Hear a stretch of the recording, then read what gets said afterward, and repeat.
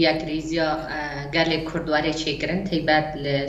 روجاوا و باکر روجلات سوری براستی دوی دمه دا ام کرد خودی شانسه کی مزنن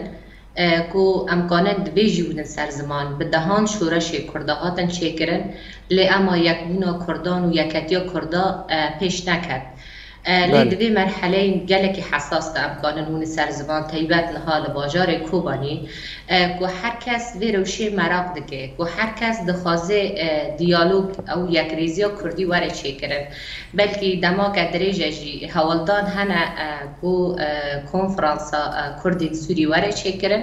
بریز مظلوم عبدی دا خویانی دا کووید 26 مهه دا با کنفرانسا وره چه کرن براستی هر کس به که خوشه کجا را یکمین کرد خوازم ببین خودی هلوسته که خورد تیبت پشتی 13 سال شورش 19 تیر ماه کوبانی جه بعد خدانی دست بکه کو مگاوین دیروکی لحرمین باکر و رجحلات سوری آبتن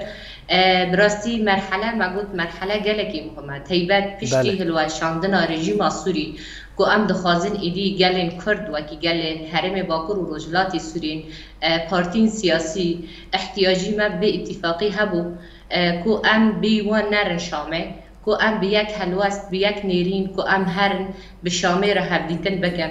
کو ام بر همین شورش بپارزن